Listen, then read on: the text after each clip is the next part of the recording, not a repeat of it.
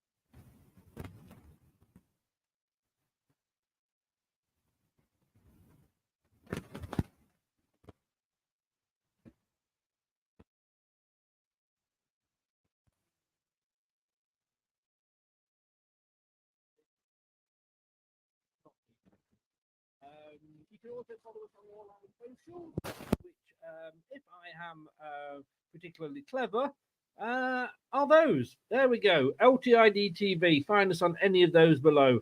And if you want to follow us on TikTok or on Instagram, you know what you can do? Look, you got the QR codes in the background, in the bottom there. If you've ever had a QR code up your bottom, you'll know what it feels like.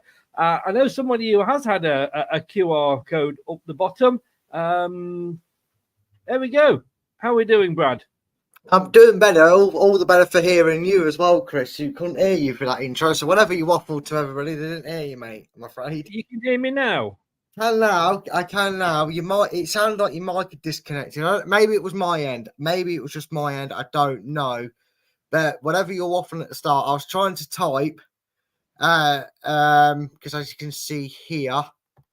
Oh yeah, you showed it. I showed it, so that means we can't show it. Yeah.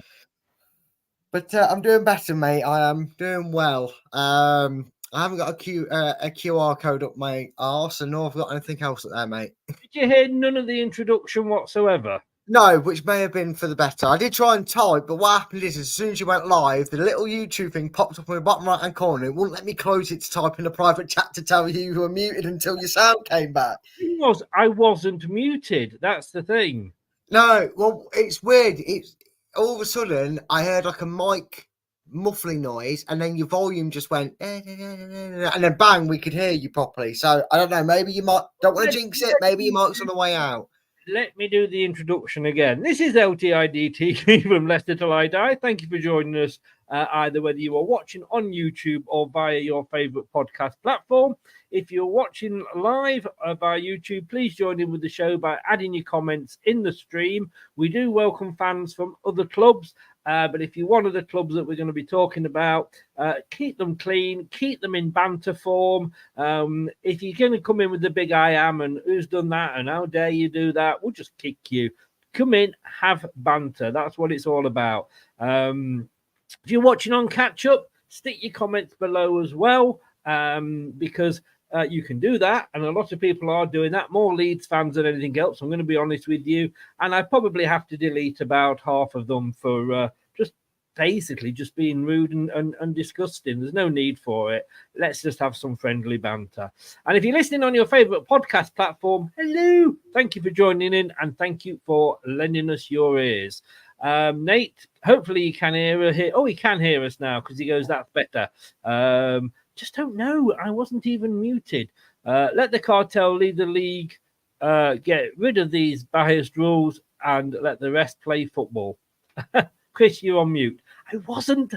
I don't know what it is, but I have to be honest with you. I do a radio show from this same platform here, and I've had problems with that. It's a different microphone. Let me just test something with you, though, Brad.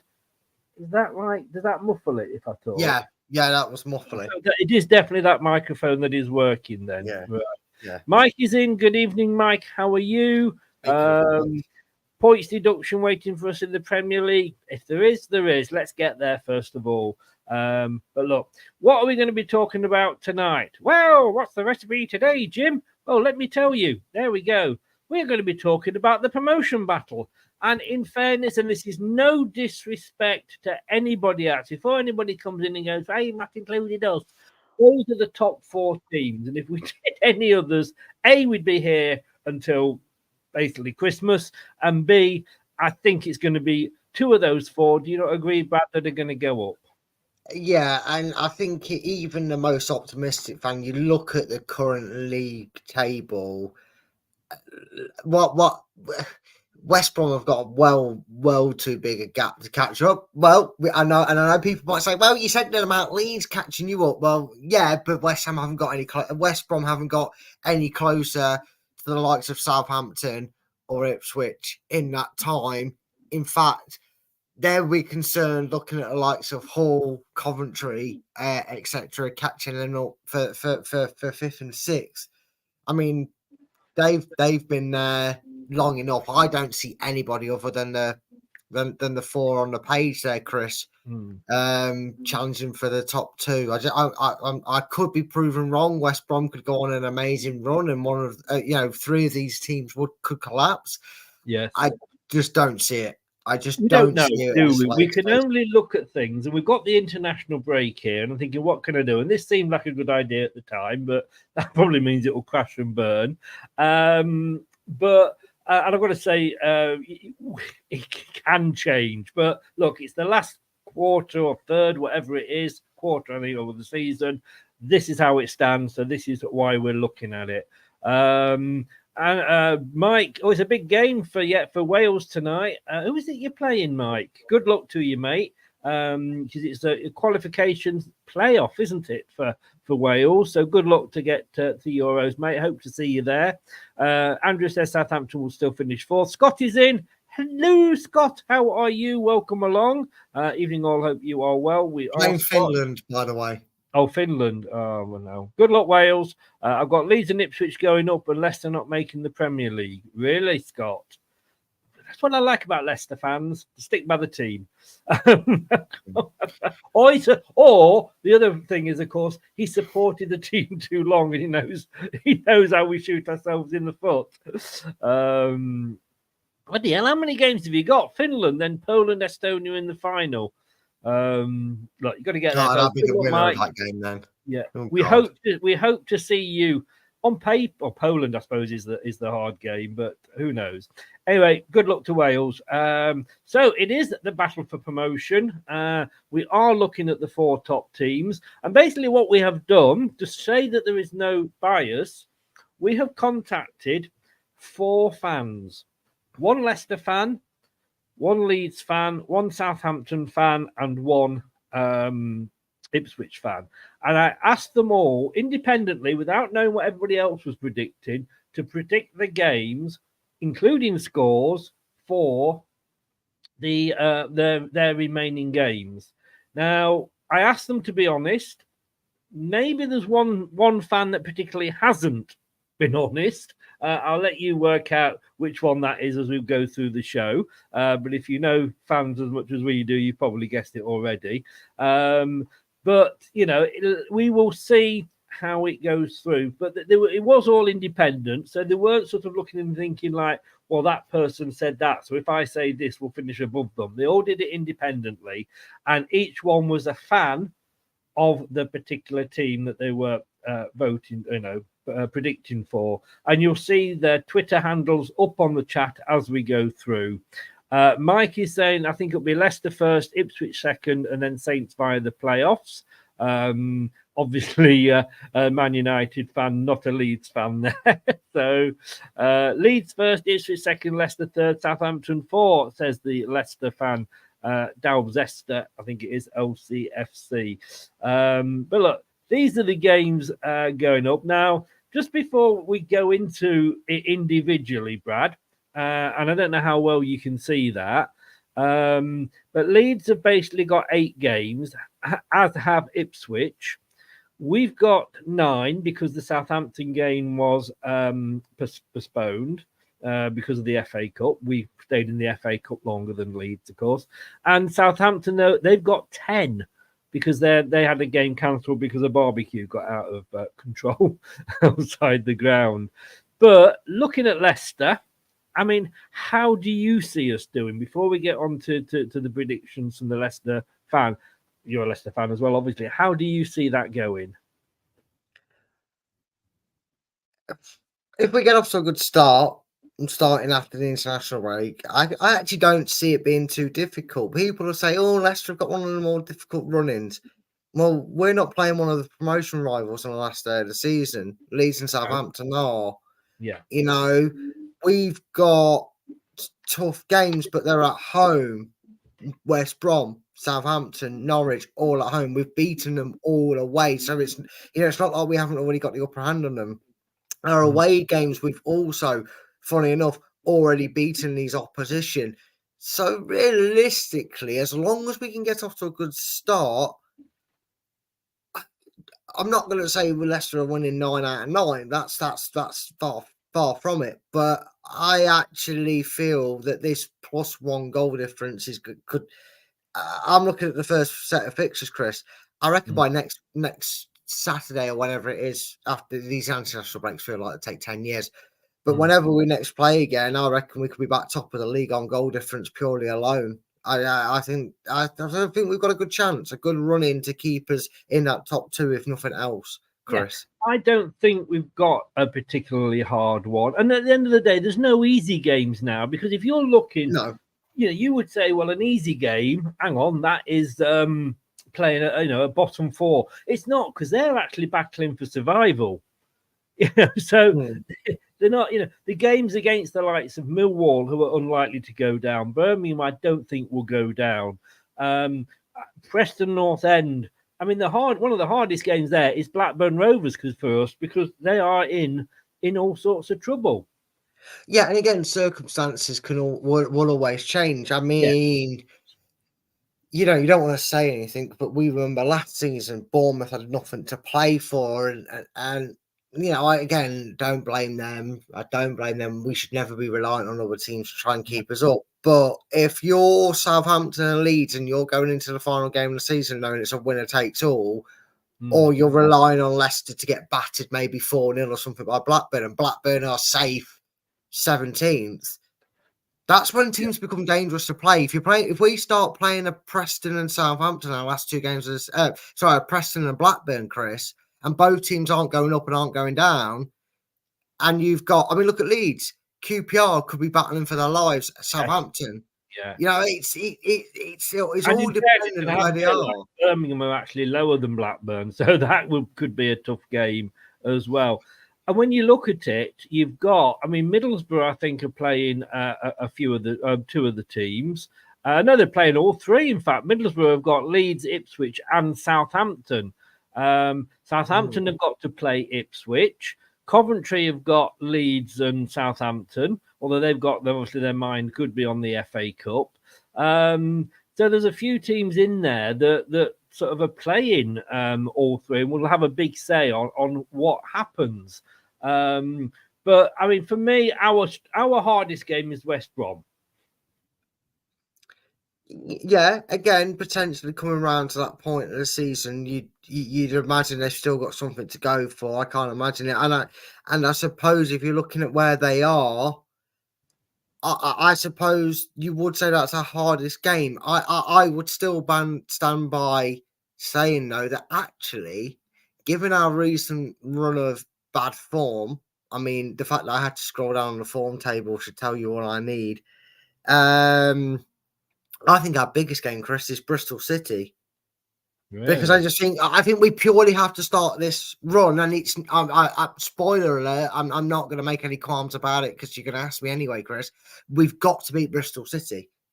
And return the international game. If we're going to put the last 5 games behind us, I know we've got a draw and a win out of the last 2 games. She's fine, but if we're going to put that mini run of bad form well and truly in our rear view mirror, I think our most important fixture is Bristol City away.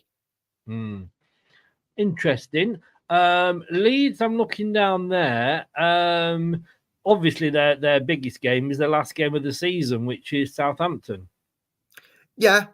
You would look at that. Even looking at the other teams, I mean, your Sunderlands and your Coventry's in and around it, but you'd expect them to beat that. But again, it all depends on the situation. QPR could be a very difficult game for them. On paper, you're right, Southampton. Yeah. Again, situation depending, pending outcome. QPR maybe 2 points above the drop, wanting to win to secure safety, not fighting it on the last day of the season.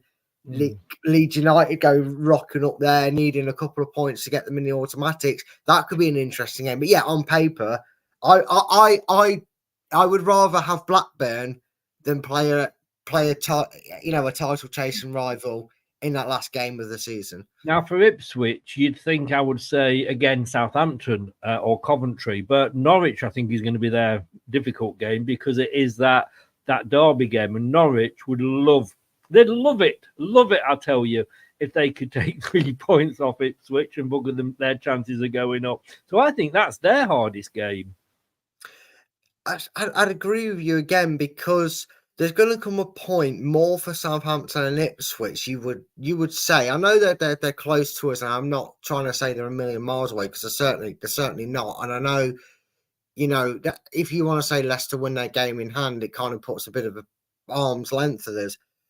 But they really can't afford any slip ups in that middle part because they're already behind the 8 ball as it is. That it's not an impossible snooker we've put them in, but like you say, Chris, if they kind of stutter the first 2 games, drop points to Southampton and then lose to Norwich, you start to feel as a supporter of Ipswich, they'd probably start to feel, well, maybe it's out of our reach catching them boys at the top 2. Maybe we just got to stay in the playoffs now and focus on that.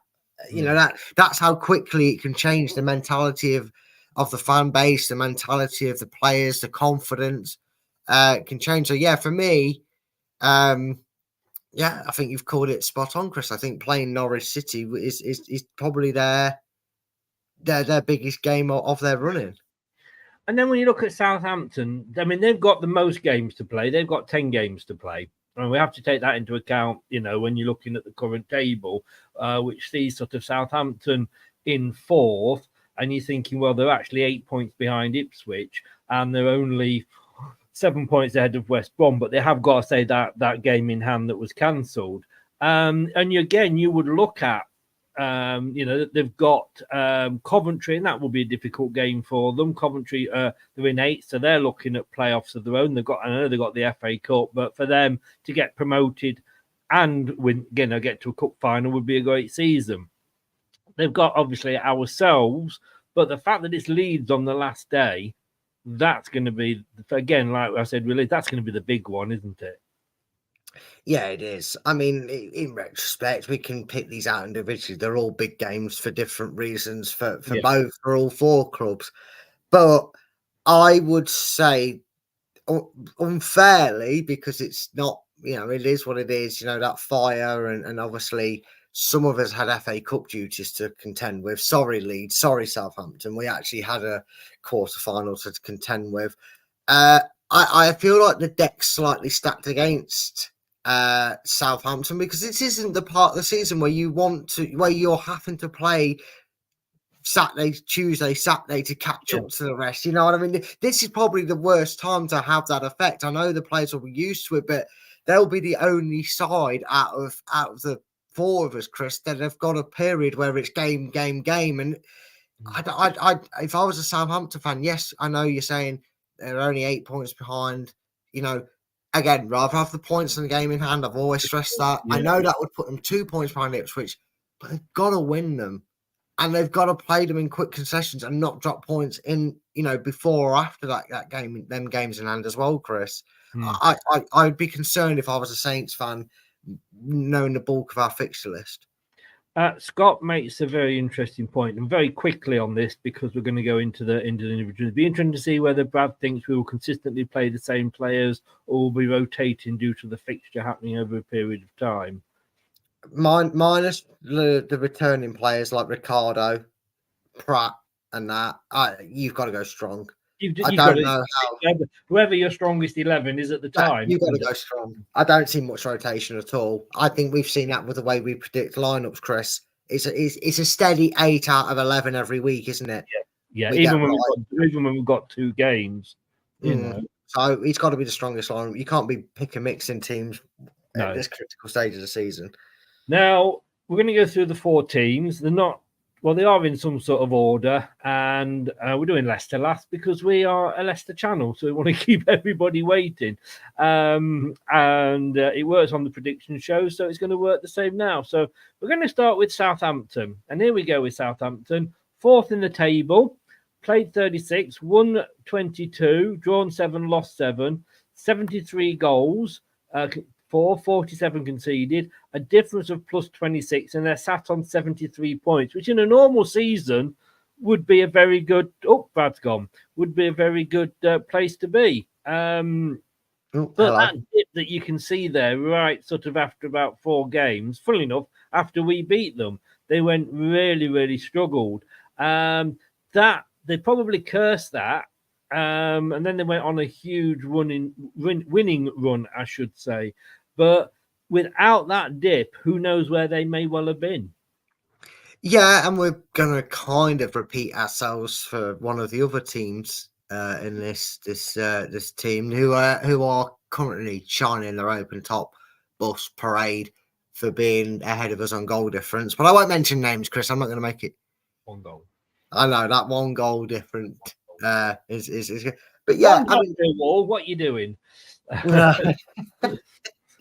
But yeah, I mean, look, it shows you how well. And I said, look, as impressive as going on that 25 game unbeaten run as it was, it showed you how impressive the rest of the division was doing ahead of them, because there's a lot of draws mixed in with that, Chris. People only read what they want to read. Southampton being impressive winning 25 games is only impressive if they moved anywhere. And they moved from 4th to 3rd, got to 2nd, either crapped the pants or had games getting cancelled, which is fine, dropped to 4th. So all that effort took them literally where they were when they started the run. So again, a little bit of credit on us, a little bit of credit on Ipswich. Leeds. Sorry, I just gave credit to a team and it hurt. A little bit of credit on Ipswich. But people really did. And again, it's impressive, but what did it really get them? It actually got them lower in the table than where they got to before. You know what I mean? It's weird how it works. I know exactly what you're saying, but they must be cursing themselves, like I say, for that bad run. But look, they're still in there fighting with a chance. And I mean, it's been, and we know from the prediction league, it's been such a hard league to predict. Anybody literally can beat anybody, you know. And Leeds had an awful start, and you didn't think they were going to do very well. Now they're doing well. Leicester had a great start. Now we're doing not as well. It's a weird league. So I want to thank for the Southampton one, and you can see his Twitter there at @footballmartin_. Obviously, the guy's called Martin. And thanks very much for his predictions. And here is what he has predicted, everybody. So he thinks, I mean, I tell you what, he thinks there's going to see a lot of goals in his running. So he's got Southampton. Obviously, the wins are in green, losses are in red, draws are in yellow. Just thought I would explain that for our any northern friends that might be in. But look, he thinks that Southampton will somehow sneak past Middlesbrough. He's been very honest, and we thank him for that. That Ipswich, he thinks, will beat them. He thinks Cardiff will beat them, which was a bit of a shock. We're apparently going to have a 3-3 draw with him. I don't think my heart will last on that one. And he thinks Coventry again will be a draw, but he seems pretty confident with all the other games. What do you think of his predictions? Yeah, they're in and around. If you ask me to predict them, what I'd probably be going for, I think I probably would have given them a point against Ipswich. But for reasons that I don't think Ipswich are actually. Well, you'll ask me about them when it comes to it. But yeah, anywhere else, mate, I don't think it'd be a 3-3 draw at the King Power, but it's plausible. I'd probably take a draw at that point with Southampton. We'll see. So yeah, I think he's been as fair and honest as you be. You don't want to be too critical and harsh and say we're going to lose and draw every game, but you want to kind of do a way that kind of maybe in your head puts you in that automatic zone, and it's going to put them in there or thereabouts if that's how their season plays out. Yeah, Geordie, you are North Plus because you go further north than the north that I was referring to. You're like past the wall in Game of Thrones. You are. I was going to say he dares to touch the turf that is Scotland. Right. Sorry, so yeah, I was mean, I awful. think that's pretty good idea. Like I said, he likes Southampton getting at least 3 goals, doesn't he? What do you think of the draw with us, 3-3? Well, I hope it's not that a high scoring draw. I'd like to say that we score 3 and they score none, but we also know that Southampton were the worst team in the Premier League for a while until Sheffield United and Burnley turned up this season and they did a double over us. So I'll probably take a point against Southampton so we can say we beat you, went undefeated in your championship. And I can see it. I can see a draw happening. I mean, I was obviously at the game when we played at, I nearly said the Dell then, my God, at St Mary's. I'm going back in time. This is not the Southampton side that we played back then because they were absolutely awful. That was the game I actually overruled Alan and with man of the match. And I had to go for Vestergaard because obviously he'd gone back to his own club and he was taking some stick. But that was the Southampton that then went on a really, really bad run. I say we are playing a different Southampton now. But do you think, I'll ask you this now, because we're playing Southampton at home, is home advantage going to count for anything, do you think, for not just for Leicester, but for all these teams? Because Leeds, I think it will do, because their supporters are, and that this is the compliment Leeds fans, their supporters are mad, and they support them and whatever. With other clubs, and I include Leicester in this, our away support can be more noisy and ferocious than our home support. Yeah, which annoys the absolute piss out of me, if I'm being honest with you, Chris, because it's very, very, very few sets of fans that have both good home and away support. And I don't mean that Leicester fans, before anyone kicks off, aren't good supporters. We are, but I think you see a lot more these days, Chris. Home supporters are very into the game.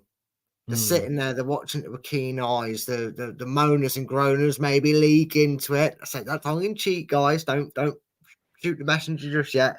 But what I mean is, Chris, is when you go to a away day, it's always more of a relaxed atmosphere, isn't it? You're jolly, you're going with your mates, you've had a few drinks, you maybe stopped off on the way there. You're up for an all, you make loads of noise because you don't really care. You've paid probably £100 to get there. You might as well enjoy your evening. Whereas at home games, fans, don't you?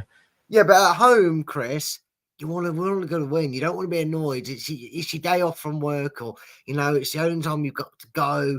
You got to go to the King Power. It's a big game. You want to see them play well. You want to see them win, and it don't go well. Dull crowds. I mean, we have heard our away fans sing to other home fans what away fans have sung to us, which is football in the library.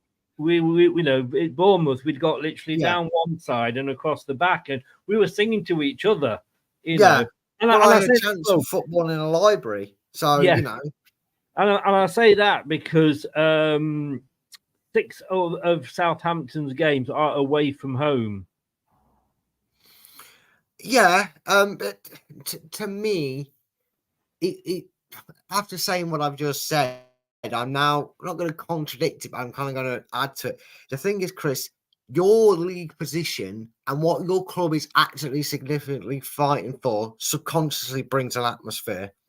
And if Southampton beat Middlesbrough at home and somebody, whether it's Ipswich, Leicester, or a combination of two of us, drop points, that next game, whether it's home or away, suddenly the crowd sounds a bit more boisterous because they're excited. Oh, we win this. Who knows? Maybe they drop more points. Maybe they drop points. Come on, let's get going. Let's get the players rallied. Whether you're home or away, sometimes we've heard it ourselves, Chris. We've listened to us in the away end and we've outsang the home end. Sometimes you can do that. And I think depending on what you're fighting for, playing for at this point of the season, Chris, even those that dare cheer and sit there going, every time something good happens, suddenly they're there like that, clapping like. You can't say that. Brendan's not with us anymore. Oh no, it wasn't a seal clap. That was more of a penguin clap. More of a penguin clap. You know, but you know what I mean, Chris. I think it's like that wonderful thing. Football has that effect on your brain, where if you know, you come out the ground at St Mary's, you just beat Middlesbrough, and then all of a sudden Ipswich have drawn a game. You're in, hey, there you go. And we've got 2 games in under them. Whoa, it's still on. We can do this. Yeah. Funny old thing what football does to your brain, Chris. So Yeah. I don't think it matters ultimately. I think maybe in them last 3 games, the advantages of playing at home will come into it. And they do play Stoke at home. So that's a guaranteed 3 points for them. So we'll see, Chris. It's going to be interesting. I don't think it's as important as it is when you're starting a season to get a good atmosphere at the ground. But I think if you're fighting either end of the table, there's some teams that we're playing against here, Chris. You know, it's vital that when you get that wins, that the crowd make the most of it because it does feed on to the players. It does, yeah. Let's be back after this.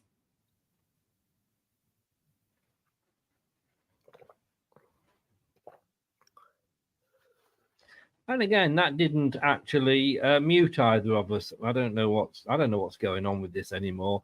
But yeah, please like the video and subscribe to the channel.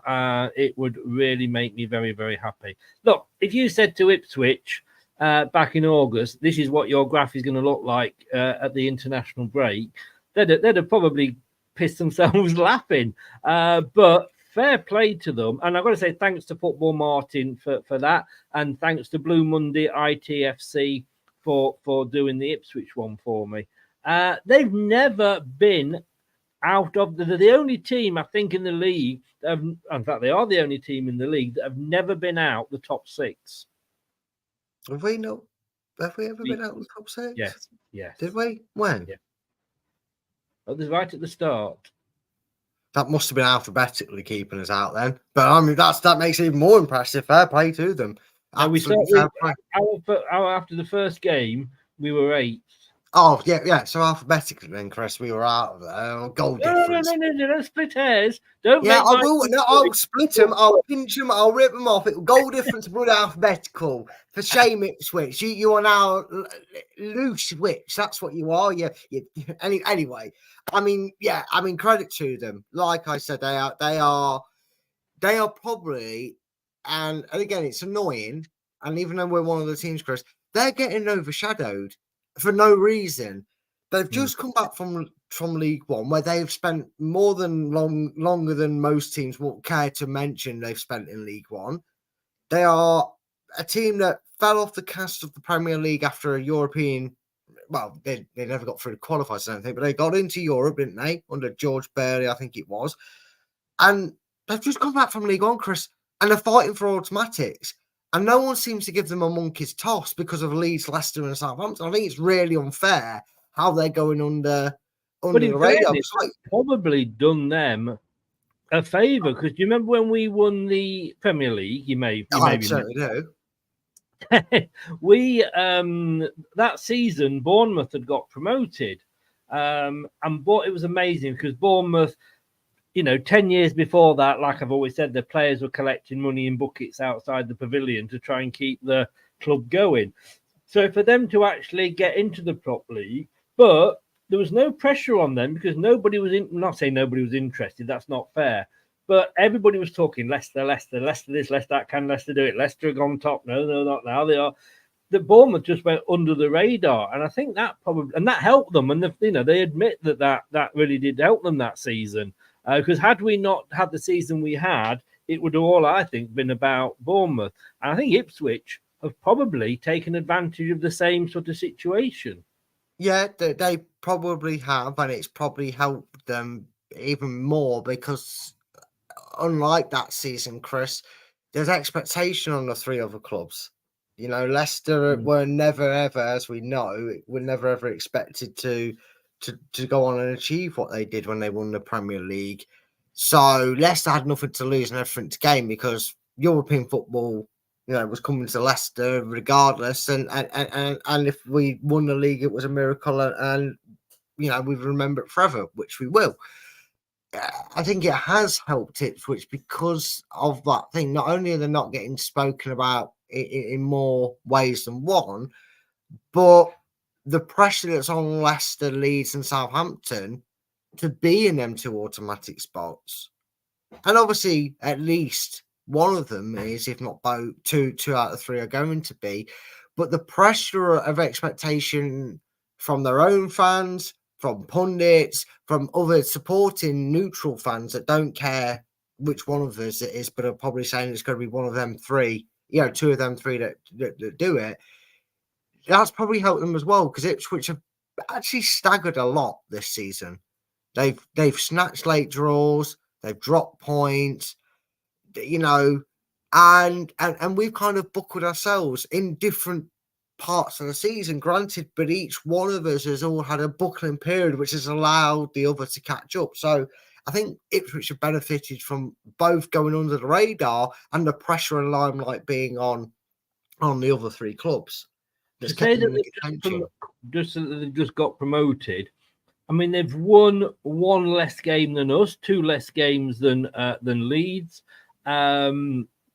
They've lost less games than anybody else in the division, including Leeds and Leicester. They've scored more goals than any other team in the division, including Leeds and Leicester and Southampton. For me, whatever happens, McKenna gets manager of the season for the Championship. Yeah, hands down. Because again, Leicester, Southampton go up, Leicester, Leeds go up, Southampton, Leeds go up. Well done, you did exactly what you're expected to do. Ipswich going up or even just making the playoffs, Chris, even if they were to lose in the semi-finals, to me, you're going up, you're in that playoffs. The fact that you've got there is phenomenal, and it needs more recognition, and hopefully at the end of the season he rightfully gets it. If they don't go up, and I've got to be honest with you, if you get over to their website, Blue Monday ITFC, if you go over to their website, they've actually got a very good interview with their chief executive, and who's talking about getting hold of McKenna. I mean, like I say, for me, they just, if they don't go up, the problem is if they don't go up, my God, the pressure's going to be on them next season. I don't know. I don't think it is, because I think the Championship, unfortunately for them, has a notorious history of you either really, really badly fail and nearly go relegated or get relegated. Just ask Watford what happened to them after the Deeney goal, because they nearly went down the following season after that playoff. Or you unfortunately go into the obscurity of the Championship. Just ask Stoke City, just ask Preston North End, where they might not return to the playoffs for a few seasons, Chris. And that wouldn't be a bad thing as long as it's not ultimately dramatic.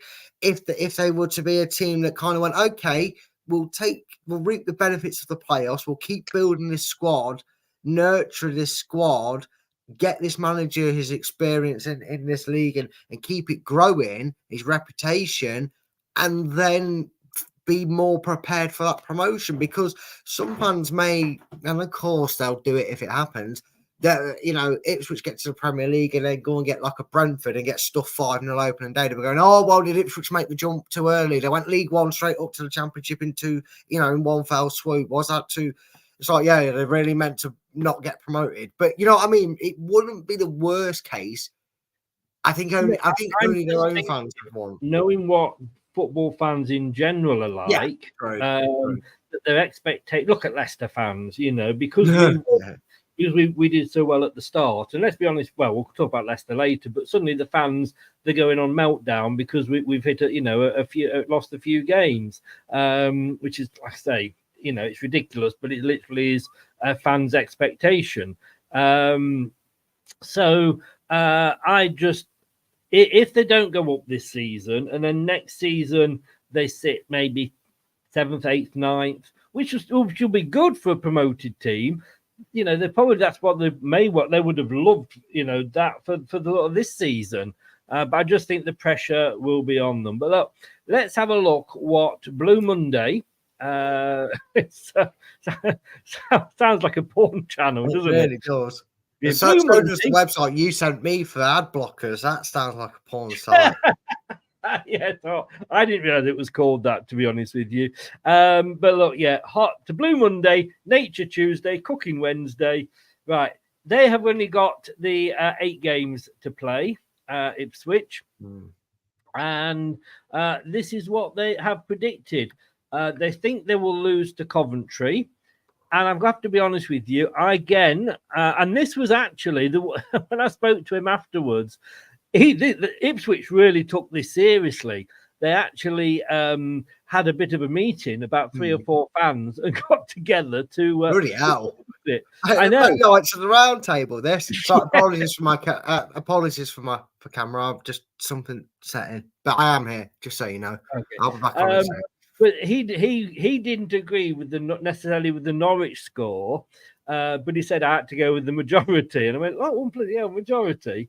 But look, they've got beaten Black. I mean, look, the season they've had, that I think is more than achievable for them, because you know they do have this habit of coming back, and you know when you think that they're down and buried, you know they score 3 in the last minute, you know, whatever.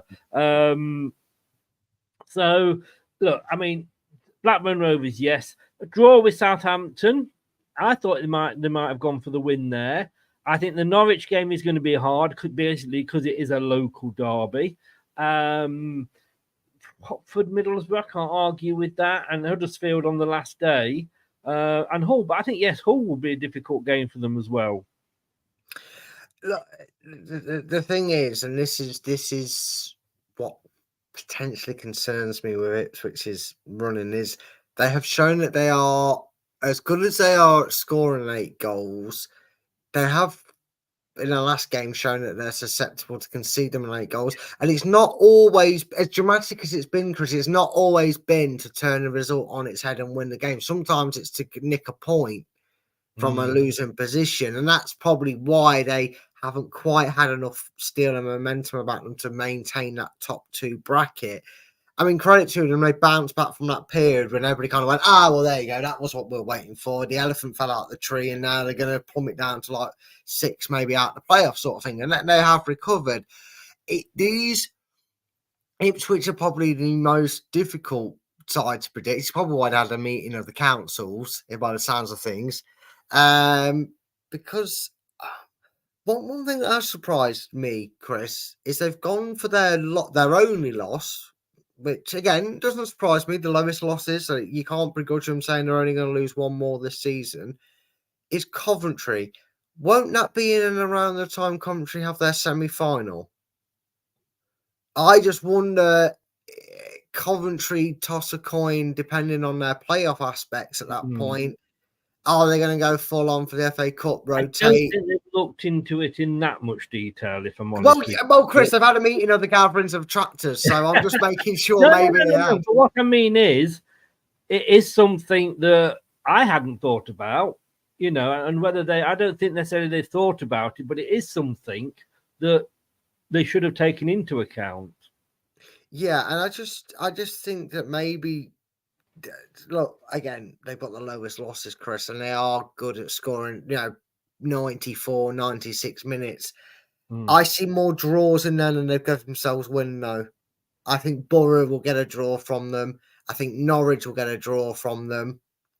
I'd be inclined to say you beat Coventry, but still draw with it. But with Southampton, I wouldn't change the Southampton result. I think that's a fair reflection. But I just think out of all the teams we're talking about, they're more susceptible to drawing games, because if you've got the least losses in the league, Chris, but you're still not in the automatic zones, you've either got two exceptionally good sides in front of you, and I would like to think one of them is. But in all seriousness, you're still doing something wrong, and that is you're drawing too many. And for me, that's why I just see, I think you could beat Middlesbrough, but I think they're the team that maybe you rescue a point against or concede a late goal against. And the same goes for like a Norwich. You get a comeback draw, because isn't that an Anglo derby? It's a derby, isn't it? Norwich, Ipswich. No, yeah, it's a huge derby. Yes, yeah. So, I mean, and away from home, it's not ideal. You talk about atmospheres and crowd earlier, Chris. That's why I said earlier about it being a tough game for them, because I want it to be. It's a bigger derby than us Coventry, and they haven't got a motorway. Yeah, well, theirs is big, ours is massive because it's named after a motorway, Chris. I've told you this. I've told you the rules of the local derbies. Right, so there we go. Then that is Ipswich, and we will be back after this, and we've got two teams left: Leeds and Leicester, and we'll be back. Let's do this. Hello, Matt Elliott here. Hi, Alan Smith here. Hey guys, Ian Hume here. Hi everybody, Jerry Taggart here. Be sure to watch Chris and Leicester Till I Die TV for all the latest Leicester City news and information. You can also subscribe on YouTube and various social media channels for the latest updates and news on Leicester City Football Club. Come on, you foxes! Thanks to the ex-players there. I appreciate that. Hang on a second, Brad. Hang on a minute. We're going to go over, because we've actually got a Leeds fan live here for us. I don't know, it's so difficult not to look smug at this point. One goal, guys. One goal. I've got to say, we have got Mike in, who is a decent Leeds fan. Welcome along, Mike. I'm fed up with the abuse that they're handing out. Every club's got them, and obviously the decent fans stick to their own channels. I get that, but there's some of the comments they're leaving. Mike, as I say, who's in, is a nice Leeds fan, but yeah, I mean, this smugness, to go top by one goal and play the big I am. You might just want to, you would think, would you not, that they might be thinking, oh, let's wait until we're a few points clear before we start. And no. Drum is also welcome along. Drum, how are you? I didn't realise that, mate. Welcome. Are you asking for the majority? And I will say majority because, like you said, Chris, they're not all like that. Someone like potentially Drum, who's in, and Mike, and that aren't in this one. But are you telling me that you're expecting the majority of Leeds United fans to have any moral compass and any form of brain cells to not get ahead of the cart? Not to put the horse ahead of the cart. No, Chris. No. We would. Look, if the roles are reversed, and we would do the same, wouldn't we? Because we've been the team to catch since game 8. We've been top since game 8. And if Leeds have been top since game 8, and we'd just caught them, whether it was by one goal or whatever, we would be doing the same, let's be honest with you. But when you look at that table, and Drum says, pleasure to hear and listen to the discussion. Thank you, Drum. Very nice of you, and you're most welcomed. Welcoming. We like to see fans from other teams. Let's have a bit of banter, have a bit of fun, but that's all that's required.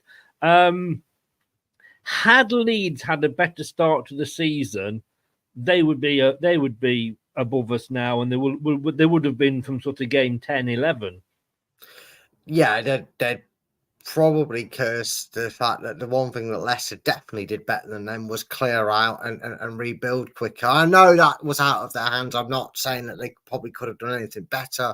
I don't follow their ins and outs enough to know how bad the situation was and what needed to be done. I know there was obviously a few players that went on strike that changed their mind. So he has got that in common with Enzo, I guess, that he changed players' minds. But I will be honest, Chris, if you were to put their consistent form that they've shown since they've got into the playoffs, well, not the first time, because obviously they clearly lost and then went back up there afterwards. But since they kind of had that, is that Bristol City game? I think it is their badge. Maybe, don't know, they've been in and around the playoffs.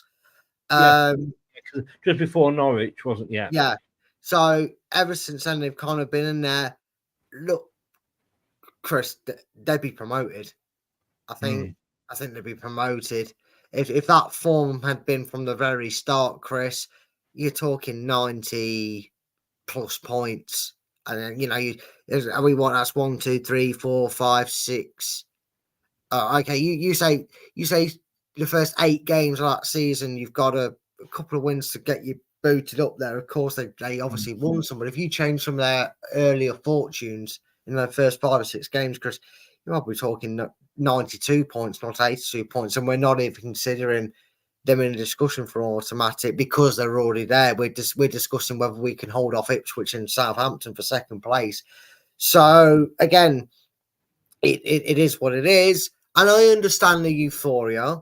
We've been top pretty much since game week 8 or whatever it is. You'll show on the graph that we actually hit the summit, and we've wrestled control of it ever since. I mean, the only thing is, Chris, it would be a little bit. This goes out to the majority of you Leeds fans. It would now be hilarious, really hilarious, if we beat Bristol City and you drew or lost your next game. We weren't top with a game in hand.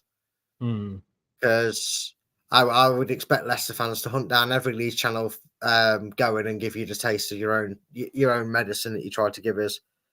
It is. But yeah, I mean, all joking aside, to the Leeds fans, and I actually have to admit, credit to you, because you would have genuinely been out of sight had you started how things have gone on for you for the majority of the season. Reading mates, or I presume it's Reading Tractor, Ipswich fan, I'm guessing. The clues are here. I'm guessing, mate, you are an Ipswich fan from Reading. Either that or you like reading books about tractors. I'm not, but I am going to the form. Or he's a tractor that can read. Well, who knows? Possibly. But like he says, being top brings its own pressure. Leeds are now the hunted and not the hunter. Let's see how they cope. Very true, mate. Very true. He says I was correct. Well, you know. Well, he could still be talking about the tractor that reads. He didn't say which one he was correct to. I'm sure he will make clear which comment he means in a moment. It's a reading tractor, isn't it? It's all about getting decisions right. And Leeds, let's be honest with you, they made some bad decisions over the last few seasons. One of them being Jesse Marsh. Daniel Farke, what an amazing signing to make. I wouldn't have minded him had he come to Leicester. Wasn't on my radar, to be honest with you. But hey, well done, Reading. Well done. Ipswich fan in Reading. Just thought we had someone with a tractor that could read. But anyway. You're welcome along. You're welcome along, Tractor. Apparently, Leeds have 5 players involved in tonight's Wales. Yes, of course, they've got a lot of Welsh players, haven't they? Worries about the injuries for the run-in. Yep. I mean, you don't, as much as you want your national team to do well, especially if it's a competitive, you don't want anybody getting injured. We don't want Daka going off to wherever he goes off to and getting injured. You don't. But no, look, Daniel Farke, what a signing. He has got experience in getting promoted. Let's face it, he's done it twice, is it, with Norwich? I think he'll get more backing off Leeds when they go up than he got off Norwich. And I don't think he was ever given a fair crack of the whip when he was at Norwich in the Premier League, as in backing.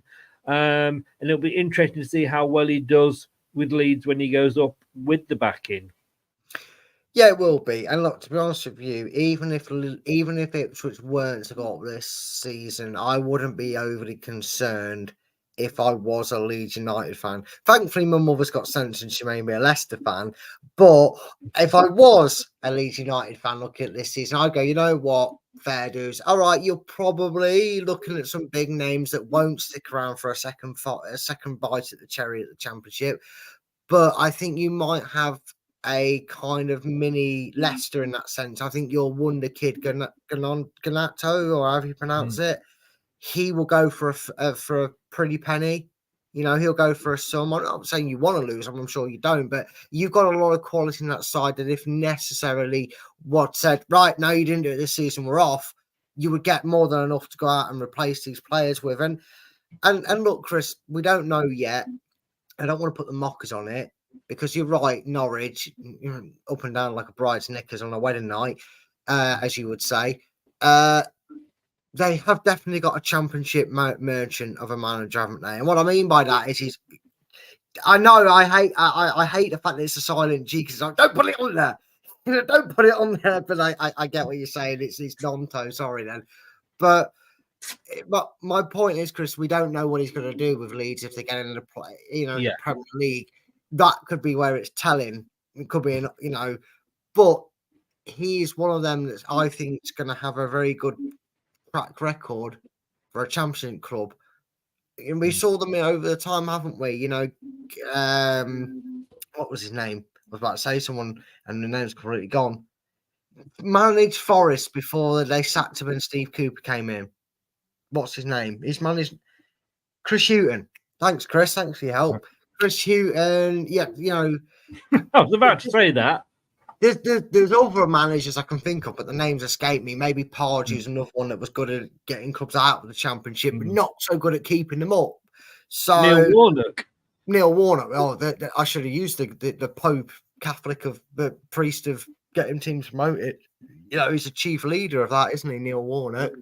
So yeah, whether he can do that is remains to be seen. But if Leeds were still to not go up this season, you stand by him. He's clearly proven he can get them players motivated and going. So yeah. I've got to say, I want to ask all the Leeds fans that are in, and Doug, have a great, safe journey to Liverpool. Say hi to Sven for us. He's at the Legends match, and Sven obviously is heavily involved in that. And still sad news about Sven. I still sort of you just think these people go on forever, don't you? So if you see Sven, say Chris from Leicester Till I Die says hi. He'll have absolutely no idea who you're talking about, but just say it anyway. All right, John says, looking at who he went up last season, whoever goes up is going to be tough. Yes, it is. And that's what Leicester fans, Leeds fans, whoever goes up. So, well, let's say Leicester, Leeds and Southampton, because we've come down.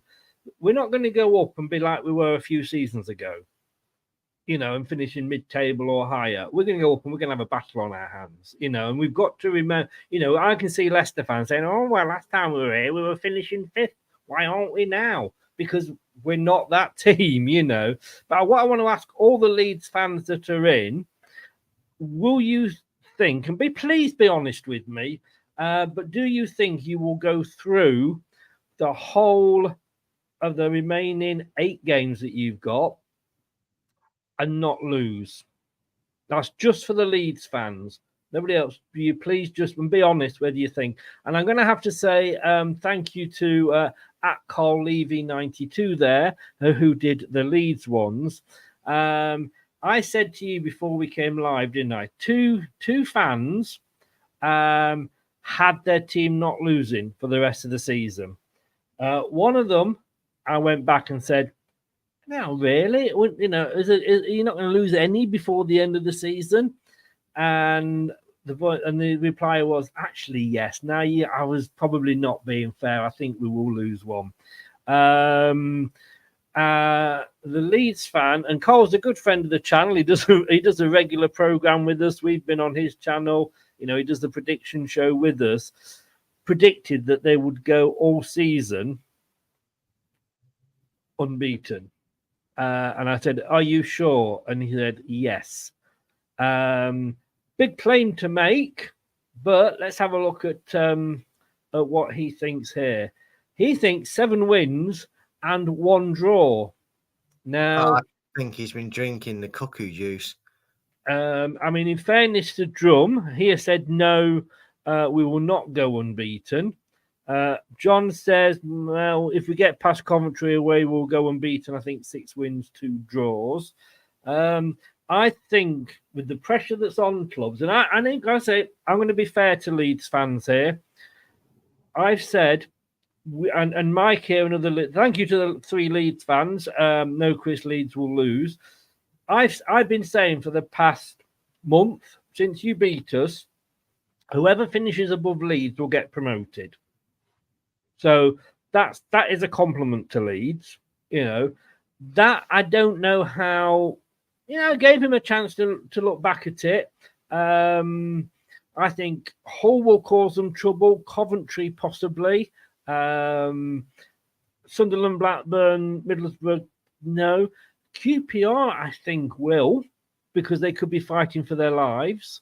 Like I say, and you can't look and go, and I know Scott said it earlier, but in fairness, Scott, you can't look at the times we played them earlier in the season because it's a completely different scenario. You know, QPR weren't necessarily, well, they were like QPR were, that's a bad example.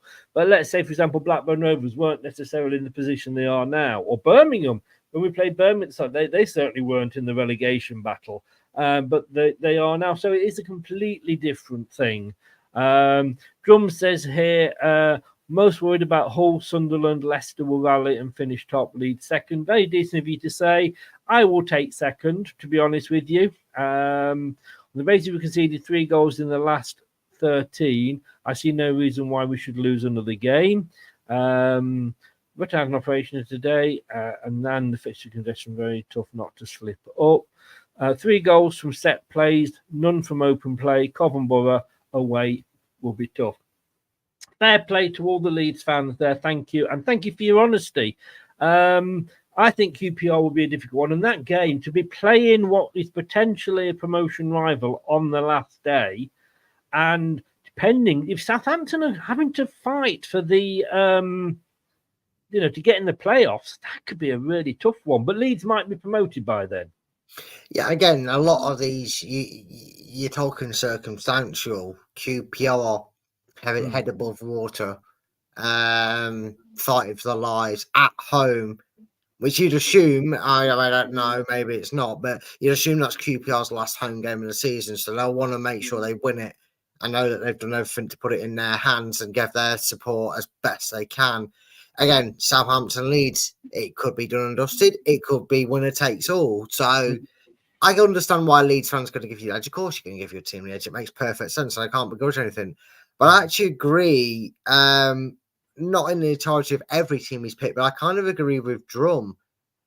This is where Leeds can tend to slip when they play teams that seemingly have nothing to play for, because all they have to do is piss on Leeds' parade, and that is Middlesbrough, Blackburn, and Sunderland.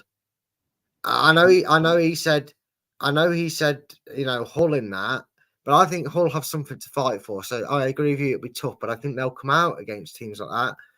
But you'll be playing Sunderland, you'll be hosting Sunderland, Blackburn, and then going to Borough, who the only thing they'll potentially, and more likely than not, let's face it, Chris, they're probably just about in that bracket. Unless it keeps going wrong for Blackburn, then you could be talking about a QPR situation. But if you don't, Chris, you talk about 3 teams that will be going, wouldn't it be funny?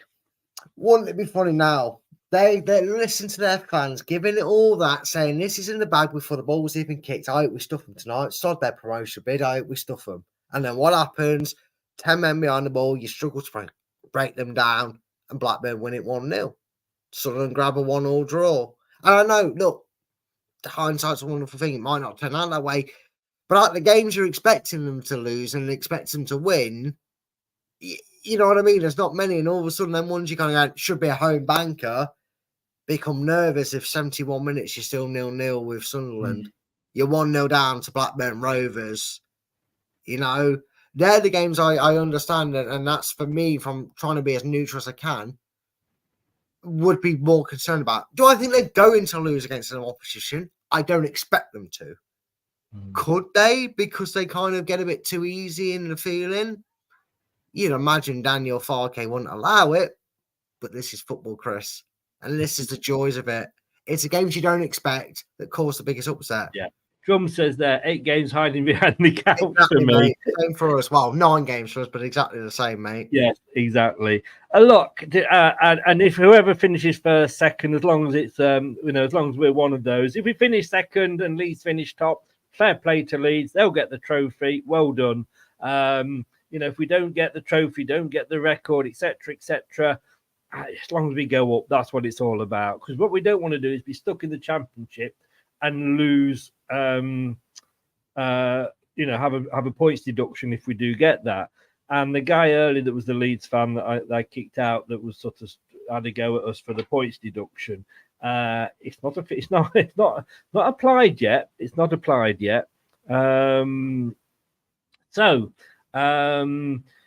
says we have 9 points in the bag by the time we play Sunderland. I think we'll be clear at the top. Oh, sorry, if we have, fair play, mate, fair play. Ipswich not going away is the worry. They're not. We said that earlier. They just haven't gone away. It's getting annoying. I put a short up that was saying like, bloody Ipswich, will you just? I think they just scored an equaliser, and I was doing a watch along, and it came up on my screen. I went, for fuck's sake, Ipswich, will you just start off and die?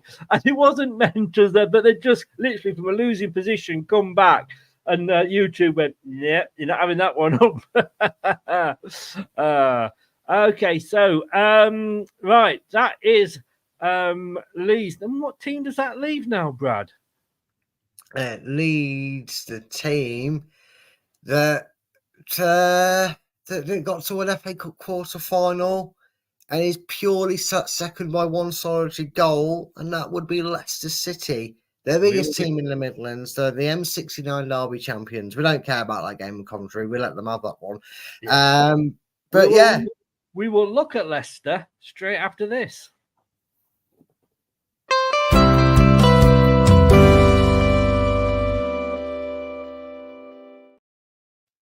Please do what it says there. Like and subscribe to the channel. That would be absolutely fandabidozy of you. Look, yeah, as you can see there, Brad, right at the start, the first game, we were outside the top 6. I think because we only won 2-1, so we only had a +1 goal difference. That's why we were there. Since game number 4, we have not been out of the top 2. And since game number 1, 2, 3, 4. Hang on, I can't count. 1, 2, 3, 4, 7. We have been top, and we've stayed top up until the last. Well, we didn't play. That's why we went down. And Leeds obviously won against Millwall. So not a bad. Again, one of those. If you'd have offered me that at the start of the season, I'd have carted you off to the funny farm.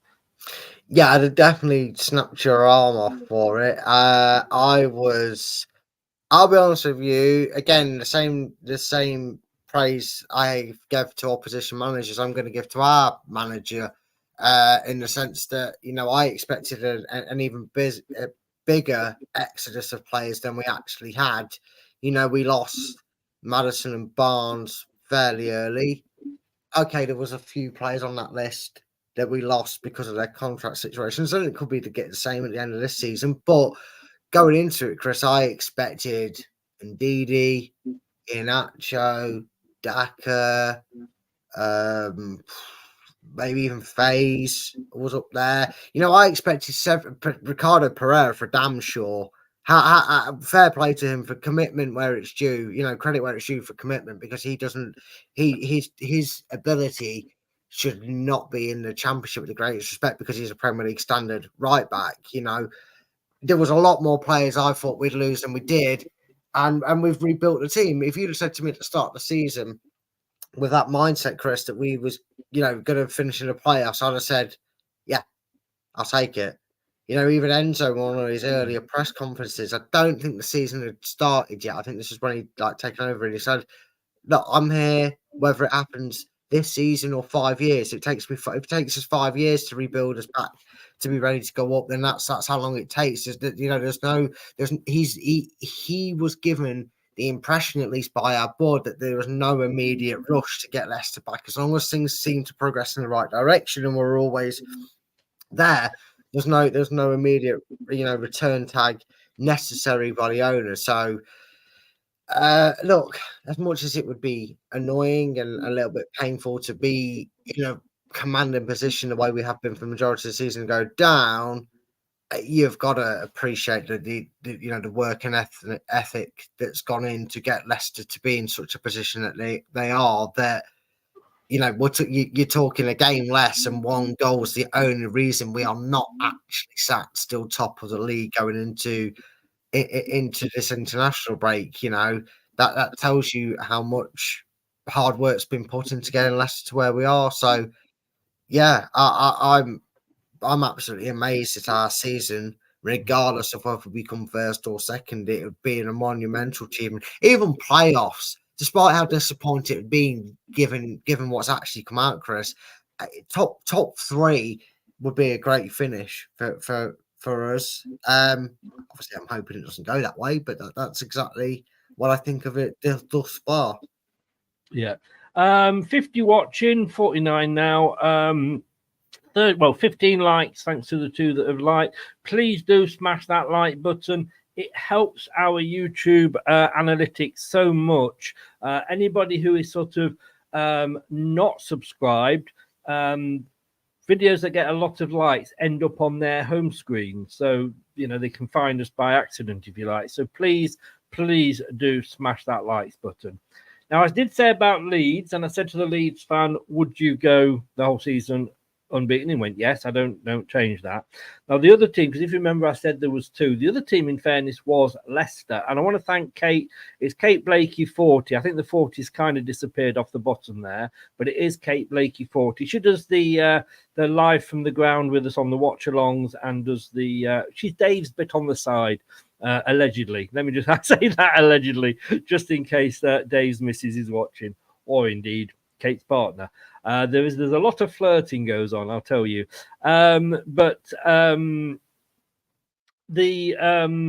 She's done this, and she hadn't got us losing.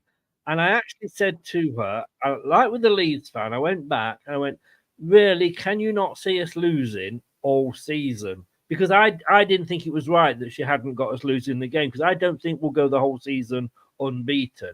And actually, she turned around and said, actually, that's a fair point. Yes, we probably will lose a game. I said, well, which one? And she's gone for West Brom, which was originally a 2-1 win. She's now gone for a 2-1 lose. I don't think that we will go unbeaten for the rest of the season. It's weird, isn't it? Because I now look at the list of fixtures and I think, yeah. We actually, the weirdest thing is, Chris, you look at our form over a period of time. Oh, we will be doing it in a minute, believe you me. Yeah, I know that. But you see, this is where you stir the pot and you merge these statistics to suit your own agenda. You're a great politician, Chris. But my point still stands is it's my job. It's my job as presenter. Yeah, I know. They call you the stick stirrer. I mean, they call you something else, but we'll say stick stirrer for TV. Because if you look at Leicester's blocked season, like in blocks of run, then why can't we win go unbeaten? Bristol City away, it's going to be. I don't think we will. I think I don't think we could just as easily go unbeaten though, Chris. I don't think you could say that about all the teams we're discussing. If this was the Leicester City from end of last year, I would have probably said, yeah, we could go the whole season, the rest of the season, if we've still been keeping that form up. But we haven't been. And let me just change things around for a minute, because I just want to bring this up, because this is the form table. Leeds United, not lost in 5, they're top. Fair play to them. They drew against Huddersfield, but you see, that's that local derby thing. Like I said with Ipswich and Norwich, it does make a difference. You've got Ipswich somehow managing to lose to Cardiff, stuffing Sheffield Wednesday 6-0. Well done to them. Beaten Rotherham, though, struggled 4-3. Rotherham did a really good job there. They're second. Third, West Bromwich Albion. Now, when I show them fourth, Norwich, as you can see there, Sheffield Wednesday are up in sixth for their form. Queen's Park Rangers are down are at eighth. And this is what we're saying. Teams that are fighting at the bottom, like those two, are right up there. And when I showed you this, you were quite surprised early because, bloody hell, where are Leicester? Well, let me show you where Leicester are. There we are. 15th. I mean, Southampton are only 14th, but, I mean, it doesn't look good when you look at it like that, does it? When you're thinking like, all right, Southampton are there in 14th, but the two teams that are probably, and no disrespect to Southampton, are probably going to cause us problems are first and second, and we're down in 15th. That's what doesn't fill me with confidence. No, but then you could then say, if you go on its entirety, Leicester were a kick away from beating Chelsea in between that. Leicester beat a Premier League side in between that. Leicester City went several games before that 3-game unbeaten run. It's all about taking momentum. That's why I said to you, Chris, I think the biggest Leicester fixture for Leicester on this list isn't your Southampton at home. It isn't your Blackburn on the last day of your season. It's Bristol City on Easter Sunday, on the 29th, Friday, where we technically, for a small period at least, show the league table in its truest form. Because we would have played the same amount of games as Leeds, if I'm right in thinking, by playing the Friday night game. And if we win we're all that game, playing on Friday, aren't we? are we? Is that bank just holiday? a championship thing? That doesn't mean shite all in football. That just actually gives them more excuse to put more games on telly. Maybe I'm wrong. But either way, you've got me wondering now because we're kicking off during the day. It's not even a Friday. Oh, well, maybe I've just got it wrong and it is one of them weird holidays. But I thought it was just a Friday night game. Got me wondering now. 12:30 we kick off on Friday. I do know because can I just say, if anybody's watching, Friday the 29th of March, my birthday. Oh, well, we better win now, otherwise you're going to get birthday digs if we lose. All I can say is, you better be sending me something. Wales beat Finland, by the way, just out of interest. Yes, you still won't know. Oh, well, I didn't. I thought it was just a game that had changed on our fixtures. Sorry, can I just? I'm sorry, No. mate. I don't mean to interrupt you, but I do need to do this.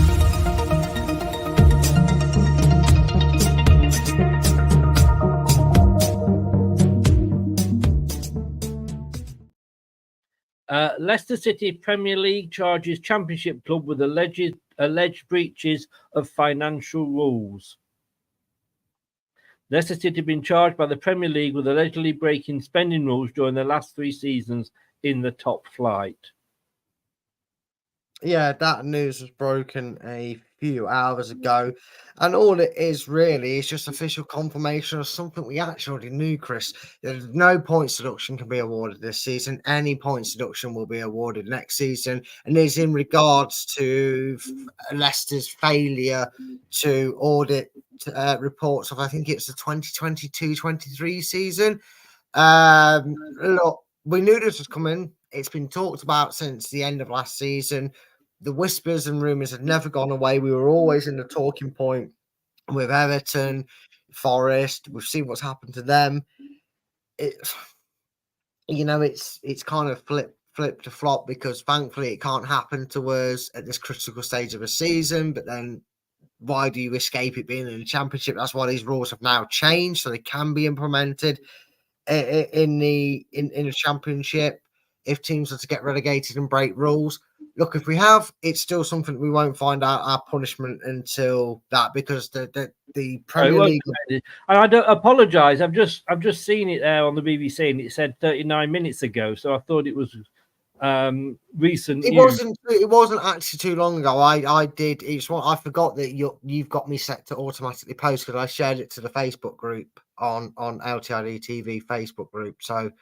It wasn't actually that long ago it was announced, but it's something, Chris, that I read the article for and I didn't say anything because I thought you knew and was going to bring it up anyway. So, yeah, it's just basically rubber stamped everybody's confirmations of the rumours that were going around that Leicester were going to get charged, and that seems to be the case. We've been audited to appear in a court, basically show our workings and either admit that we overspent the £105 million threshold in that season or not. And if we have, then we face the consequences as of next season.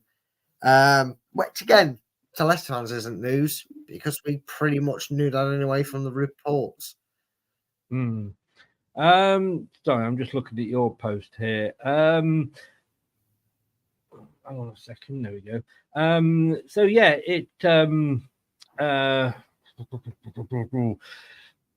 let's say it just puts a cloud over your season, doesn't it? But look, go through the results there. Go through Kate's predictions. Let's get back onto this because this is this season.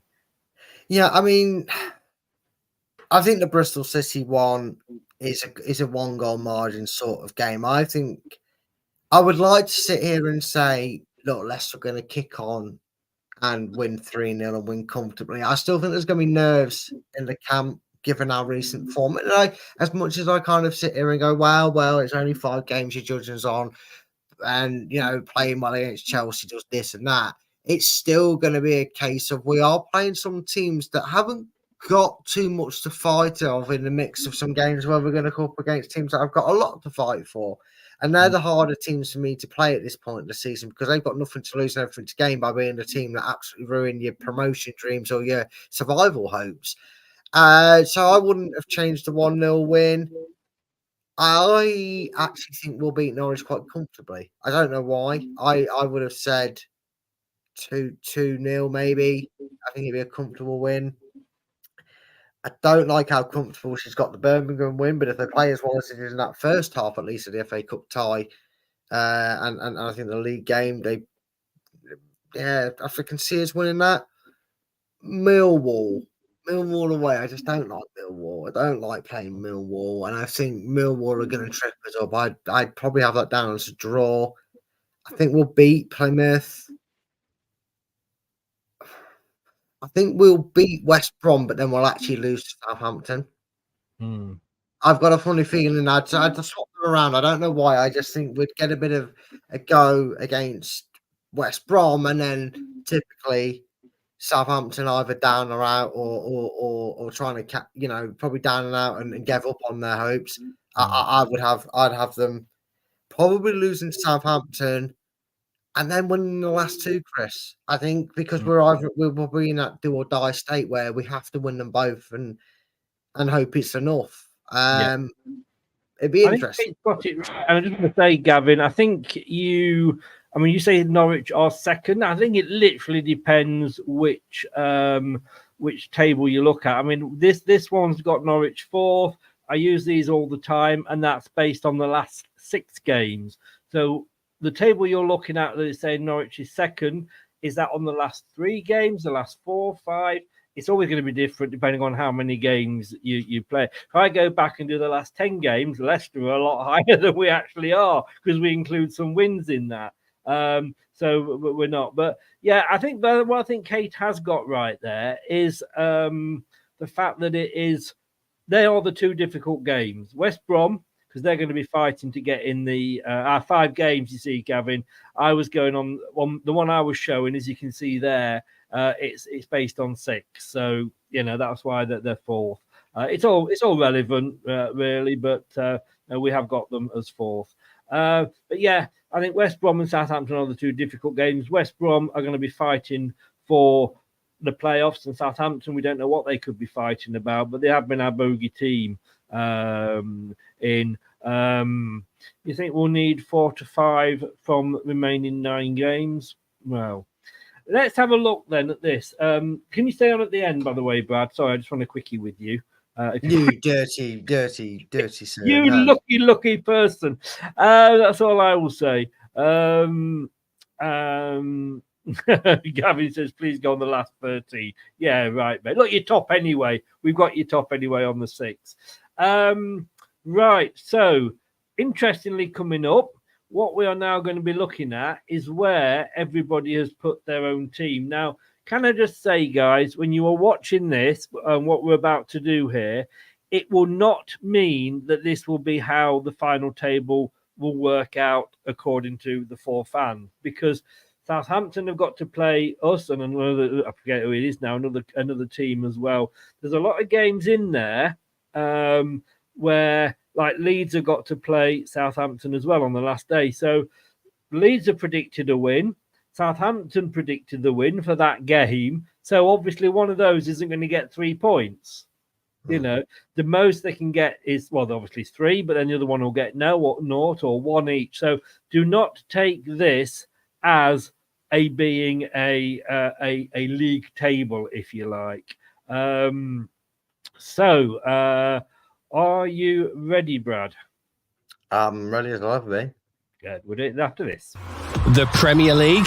That's so last season. It's all about the Championship here on LTID TV. Now that's what I call football. You hit the right spot. Caught you. I have never seen anybody drag on a vape as much as that before. My God. I know. It's like getting fresh oxygen. I could just come out of the hole. I just needed to breathe in between. I get, and I appreciate you doing it off camera, but I'm thinking like, well, I'll take a couple. There was another one. But there we go. Look, so we've got Southampton. They reckon 28.99, 90 plus 34 goal difference, and that Southampton will end up on 93. And like I say, please don't take it that this is the league, because it is not. Not Leeds. What am I saying? Ipswich. This is how Ipswich will finish up, according to their fan. 29 wins, 11 draws, 6 losses. Scoring less goals than Southampton, bigger goal difference, 98 points for Ipswich. So Ipswich just missing out on the 100. What are you thinking so far? I think Ipswich have got more points than they'll probably get, but the Southampton fans probably have been a bit too realistic, too harsh on his club self, maybe. I don't know. It looks weirder as it does there as it did on paper, Chris. I feel like Southampton might have a couple more. I think Ipswich and Southampton would essentially have themselves a bit closer in the points bracket, but I can see it happening because deep down, honestly, I don't see the top 4 changing its order. No. Well, and again, this is not. But once we played Southampton, I know exactly where we'll be on a level playing field with where the order will change. Should I say? This is it, because it isn't, because we've all got different amount of games to play. This is, like I said, this is just done in the order that we went through the teams. I appreciate Ipswich first, Ipswich second, and of course Leeds third. So based on Carl's very honest and opinion, not. Ipswich are going to finish. Leeds are going to finish on 104 points with a plus 54 goal difference, 87 goals scored, 33 conceded, with 32 wins and 6 losses. So that's where he's got Leeds finishing. Now, apparently it's 2-1 now, Wales and Finland. Pukki scoring for Finland. There's a name from the past. Where do you think Leicester are on this? And like I say, not in any order. This is just based on what each team fans have predicted. And of course, everybody's predicted to beat other teams when they're playing. So, yeah, well, someone who does the watch along in parts with you and has done a fair few shows with Kate. I don't know because you can probably see it below in the room. I'm trying. No, actually, I have tried to avoid taking too much detail. But knowing Kate and what she's always said when you posed the question about potentially breaking the record or getting there, I know she's a disappointment. But now she's flirting with Dave, and we know how indecisive Dave would be. And it might have rotted her brain. We don't know. Allegedly flirting, by the way. I'm just saying allegedly. But Oh no, pulled it's full blown flirting. Believe Oh, me. is it? Is it now? Well, maybe the other two partners need to conspire together. Anyway, I think she's got us in the 100-point bracket. I don't think she's got us breaking the points tally record. I would say she's either got us on 102 or the same points as Leeds. I would say she's either got us finishing second because she did change one to a defeat. So my logic says, maths-wise, that probably puts us on the same points as what Carl, who was completely 1,000,000% biased his predictions, and got them all wrong, by the way, Leeds fans. He's got them all wrong. So blame Carl. Go and subscribe to Carl. Make sure you tell him how wrong he is when Leeds fall off the hurdle. I would have us in the 100-point bracket in Kate's estimations. Right. Well, 104 points, exactly the same, but we finished second because we are 5 points worse off than Leeds. Well, get Five the goals, Luton. goals worse off than Leeds. Well, sorry. to the majority, not you lot in the chat. You lot have been lovely on this show, I must say. But to those that Chris and me know all annoyingly too well, get your Kleenex and lube out, guys, because that's how you win in this league, apparently. But you know Look, why. Let's be honest with you. Like, if that's how it turns out, and let's just say it was the other way round, both getting promoted. And that's what it's all about. That is what it's all about. At the end of the day, Chris, the one thing that you know some clubs would argue has given them a disadvantage or an advantage depending on which side of the fence you're on. Getting first and second means you can put your feet up. You can start negotiating players' contracts. You can start releasing players. You can start using that money already to bring in players, because what people don't understand is the FFP's on expenditure, so it won't affect us next season as long as we've been keeping well next season. So, you know what I mean? As long as we get first or second, we'll be back up there. So transfers and that we'll be able to do a bit of business early doors. Yeah. Headers, welcome along, sir. He's a Leeds fan. I don't think you have anything to worry about. It'll be Leicester Leeds. Don't know what order. That's it. I mean, it's just literally if you're a neutral, and yes, both Leeds and Leicester fans will be sat again. Yeah, we'll take second. No, we want first, really. But at the end of the day, if we are say we go up, that is all that matters. As indeed, Drum says promotion is the only thing that matters. Ideally, automatic. Playoffs are well too painful. Well, look, we are the team that went 3-0 down, got it back to 3-3, and then lost the 4-3. So they are very painful. They are very painful. So we both got 104 points, which won't get us the record, but will put us in third place, whoever does it. Yeah, and at the end of the day, even if it wasn't, you know, not going to break the points record, we've always said, look, that'd be an added bonus to getting promoted, would be to go and set the record. And again, but I would say only Leeds and Leicester are the only two teams that could go that extra mile, as well as get the 100 points bracket.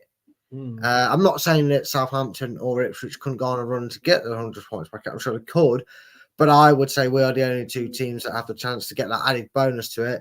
But like you said, Chris, if we do, absolutely brilliant. If not, we've already proven we could hit the 100 points bracket before. Our name proof is literally in the pudding. You know, we are sat fourth on the all-time points list in the championship. Which is funny because do you remember when people were salivating at the mouths over that immense Wolves side, which was Portuguese? But they only got 99 points, but we don't talk about that. You know, as long as we do it, that's what matters. Just out of interest, and the only thing reason I want to come top, and you know this, regular viewers of the channel will know this, is that Leicester City have been promoted more times, apart from one other club, as second tier champions, and that is with Manchester City. Now, unless the FA grow some balls and drop them down a couple of divisions because of their FFP, they're never going to get that. They're never going to be in that position. So we would virtually hold that title for a long, long time. Yeah, and also, Chris, you know, not to brag, but Man City have now got 100 points in Division 1. No, they No, haven't. they've got the 99. They can't even do that. So you just a shit Leicester City. And Man, I've just worked this out that if both Leeds and Leicester, and we don't play each other. Yeah, so we can do this, man. So we can do this. If Leeds and Leicester were to win all their games, not home games, all their games, Leeds will have 106 points. We would have 109. Oh, wouldn't that be gutted if after all that premature celebration some of them Leeds fans did, that's how it turned out? It would be. If it was the other way around, it would be gutting for us as well. But now, something that I haven't told you, Brad, a little surprise here. Are you ready for your surprise? With you, I'm more scared than ready, Chris. Well, we have had a Leicester fan, we've had a Leeds fan, we've had a Ipswich fan, and we've had a Southampton fan, and I thank them all. The links to all their channels are in the description below, as is, well, not for Kate because she's not got a channel, but her or Martin from Southampton, but they have got the Twitters. I'll put those in. There is an extra link in the description below, and that belongs to a certain gentleman, a neutral, who's done some predictions. Doug. He was in earlier, and I said, don't say anything, Doug, because we're coming up to you at the end. It's a bit of a surprise. And now for something completely independent, and that is John Cleese there, sat at the table, by the way. Doug, and that's his at Enrod_1992. Guess what year he was born. Now, in fairness to him, he hasn't gone off because I couldn't have put him through this and actually predicted the scores for every game. And Drum's gone Doug, the voice of reason. He has actually, apart from the last apart from the last table, I think he's been top of our prediction league since week 1, hasn't he, Brad? Yeah, I mean, for a neutral, you could say he's the closest thing to last season, but let's not spoil anything about the prediction league, Chris. All I'm saying is this man has held his head high at the top of the table probably since the game week that Leicester joined it. Now, I'm not saying similarities are following, but maybe, just maybe. You don't know. I don't know. Well, all I would say is he hasn't predicted the scores, and he did this while his good lady was watching Celebrity Big Brother. Go on, let's see it, Chris. Not Doug the Octopus. Drum, what are you on about? So he's gone for wins, losses, and draws, and this is how. And so basically, what I'm saying is that although he is a Liverpool fan, and good luck to Liverpool this season, don't really want them to do it because they've only got one more than us. But rather than hey, Doug's still in, but rather than Man City winning it again, I do hope they do it. He does follow the Championship. He knows it, so he's gone through. And this, wait for Brad to come back. So I want to see his face. Come on back, Brad. There he goes. I want to see your face when this goes up, because he has predicted the top 4 will look like this. That's no. I needed to know where to look because I just saw WWE. I thought I was watching WWE for a second, but no, I knew where to look. It's coming home. It's coming. Football's coming home. It's coming. No, I'm sorry. Look, this is independent. He's got us winning the league by 2 points, not breaking the record, but by 2 points. He has got us down to lose 2 games. That's West Brom and Southampton. He's got Leeds to lose against Coventry and a draw against Middlesbrough. He's got Ipswich to draw with Southampton, lose to Norwich, and he's got Southampton to draw with Middlesbrough, draw with Ipswich, and lose to Leeds United. So obviously all the others are wins. I would take that. Leeds will be gutted. Ipswich will be gutted. Southampton, I think, would be happy to be in the playoffs, I think, to be honest with you. But thanks to Doug, and obviously his details are on the screen there as well. Yeah, I'd be happy with that. Oh yeah, I'd be happy with it. First of all, we top of the league, but just like Leeds would be automatically back into the Premier League. Just kind of funny is Ipswich coming third on 100 points and missing out on the automatic. It's not funny because of that, but people say, imagine I saw John's comment there saying, imagine getting 196 points and get automatic promotion. Ask Notts County how that felt. Because they had the same with Wrexham last season, didn't they? They both got over 100 points. And I know National League is a bit very cruel. Only one automatic spot. That they don't do two automatic. It's very strange and very cruel. But it would be. And unfortunately for me, if you was to ask me, and I may be reading your notes here, Chris, if that's how the league was to plan out, who would you fancy if I would have tore out of them two to win the playoffs? I would say the momentum's probably with Southampton, because I think if it went down to that last game, Chris, and Ipswich knew they missed out despite winning the game by 1 point, it might emotionally exhaust them. If you said one of them two is going to come up, I'd have to back it Southampton in the playoffs. See, it would be very difficult if you ask me who I would want to come up, and this is no disrespect to Southampton, because I'm torn, because look, I live down the road from Southampton. Southampton is like a home game for me, and I can actually that was one of the two games I've been to see. The other one, you wouldn't be surprised, is Bournemouth. I would love to see Southampton come up, because if we do go up, then I've got two games next season, Southampton and Bournemouth again. I'd love to see Ipswich come up, back-to-back promotions. I think they deserve it. Like I say, for me, McKenna, manager of the season, he's done a fantastic job there. And he's kind of made me not look so stupid, because before we got Enzo, he was one of the two managers that I wanted to come to Leicester.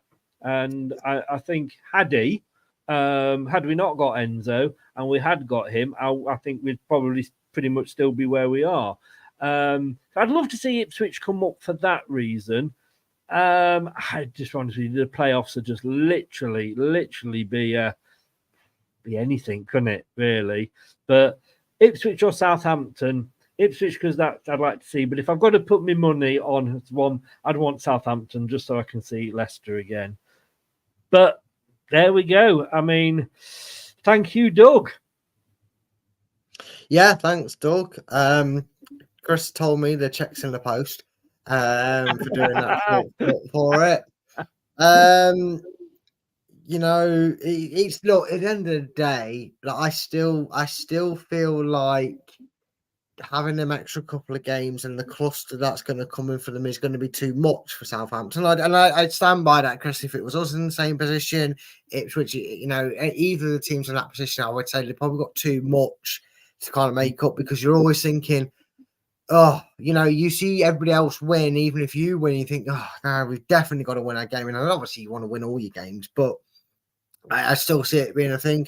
But I think this season, as we're seeing so many people in agreement with the statement, is I think these four teams are going to prove a real testament to the Championship division. And I would still not be surprised. I don't know if it's possible with them playing against each other at different times, Chris. I'm not sure. But if all teams could probably even get to the 100-point mark, I don't know if that's possible, because I know they clashed with each other a few times. But even so, Chris, if that was how, even if Doug's table was to come true on how they'd come out points wise, it would be such a testament to this division.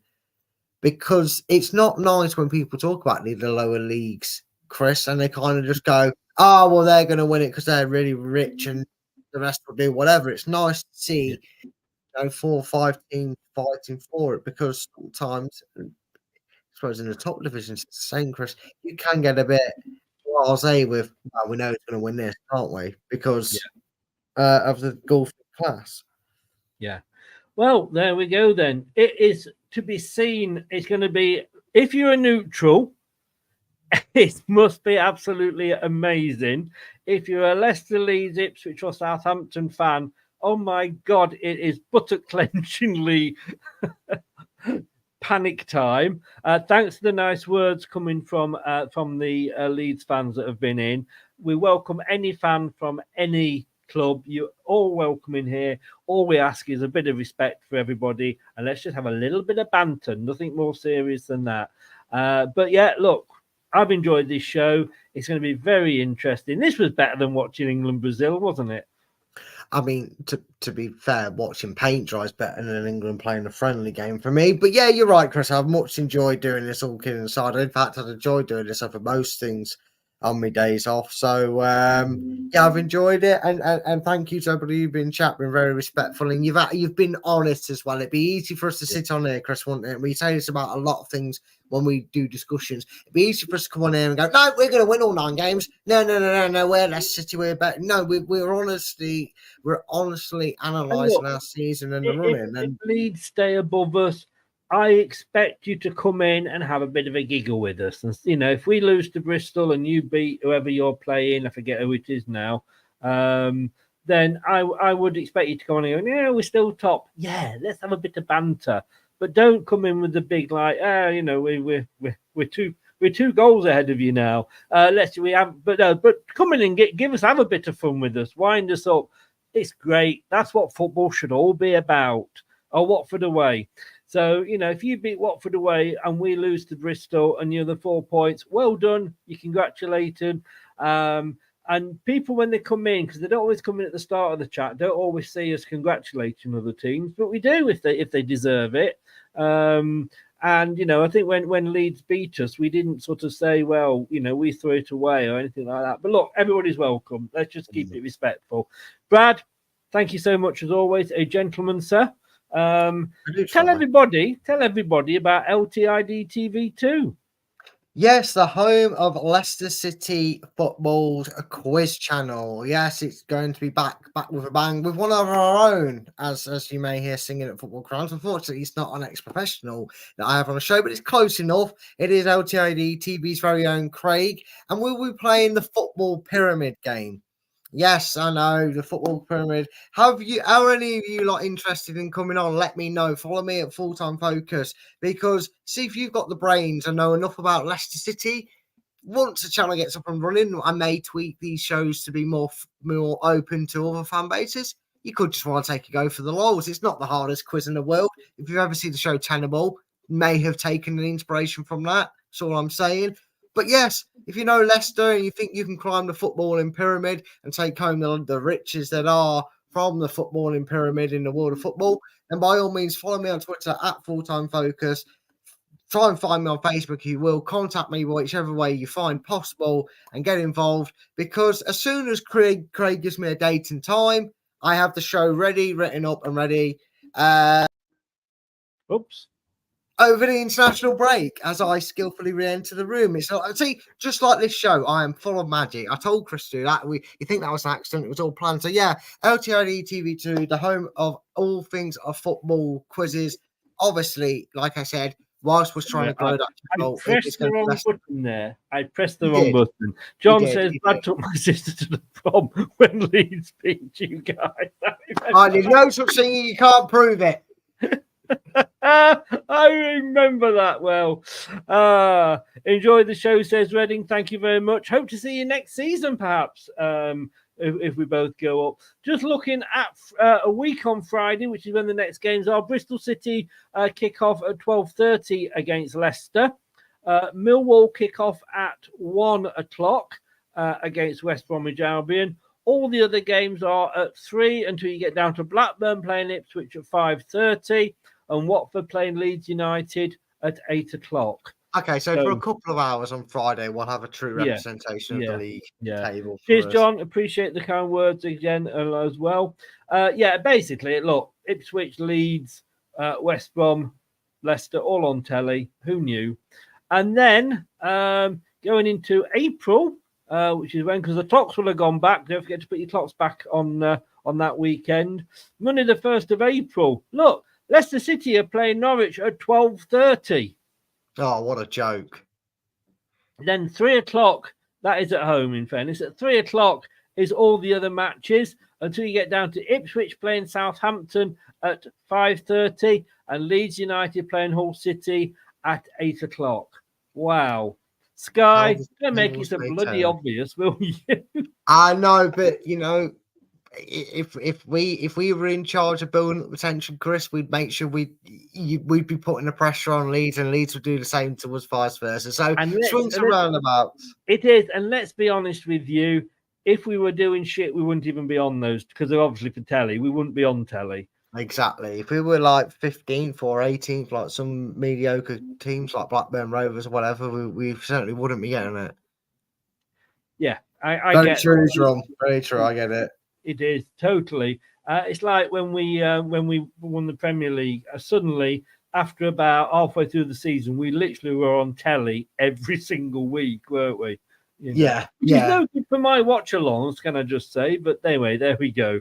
Brad, although with some of the commentaries, you could say some people come in for your watch-alongs for better commentary, Chris. I've heard. Probably just to hear me swear. Well, maybe, but still. Not that I do, of course. Children, we don't recommend swearing. Anyway, thanks to everybody that's been in the chat. Really do appreciate it. Thank you, guys. Before you go, remember, if you're in the chat, you've subscribed because you have to subscribe. Please don't go out and then actually unsubscribe. Stick with us and come in. And even if it's to berate us when you stay top and we don't overtake you. 21 likes, 38 still in the chat. Do that on the way out as well. Smash that likes button. Like I say, it does really, really help the channel. And if you have been listening on your favorite podcast platform, thank you so much for lending me your ears.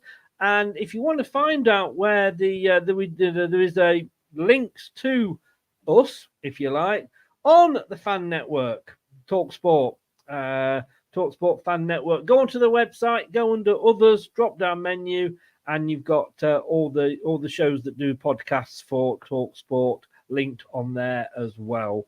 And thank you for TalkSport for supporting us.